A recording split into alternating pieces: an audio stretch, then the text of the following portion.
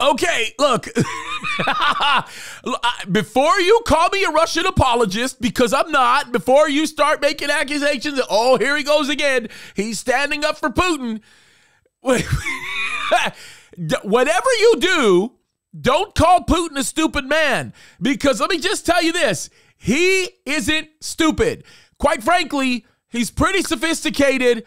And he's actually smart. It's kind of funny to me how they say that he's losing his cognitive ability. I think they got him confused for an old flashbang. But anyway, that's a whole other thing. Let's go over a few facts that we just found out. Number one, first of all, Putin last night, by the way, when I said number one, first of all, I'm kind of the same things. Anyway, all right. Putin last night, this is no joke, right? Threatened to close down European gas from today if they refuse to pay in rubles. Now, mind you, if they pay in rubles, that means they have to go through Russian banks to do it. And they're not going to tolerate the exchange rate that comes from other foreign banks. As a matter of fact, he said any foreign buyer will have to open ruble accounts in Russian banks. Those are his own words, which will be used to pay for gas.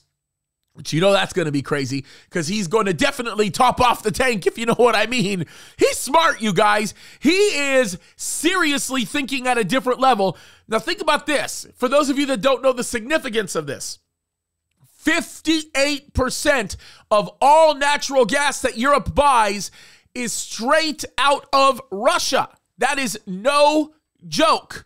No joke, folks. And by the way, most of it was settled in euros, but Putin just said no. Now, that's going to do a couple of things. First of all, that's going to raise the value of the ruble substantially. I said ruble. The ruble substantially. And what it's also going to do is it's going to create quite the condition for Europe, because I suspect that that is not going to happen.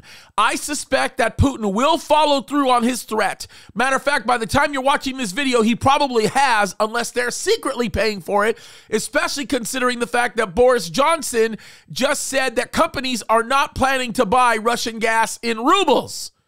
We'll see what happens when half of Europe starts to freeze. That's unbelievable. And listen, this is amazing.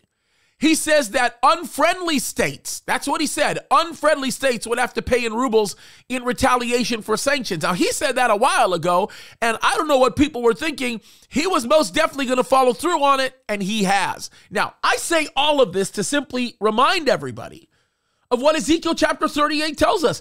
Ezekiel tells us that Russia will be one of the nations not to be contended with. As a matter of fact, Gog, which is a title, presumably the leader, a title of a person, presumably the leader of Russia, will lead a whole group of nations against Israel, and Israel will not prevail until God enters into the picture and destroys all of the attacking nations. Folks, this is no joke. The Bible is real. We know that it's true. We've been saying this from the very beginning. It's time to take this stuff seriously. Why?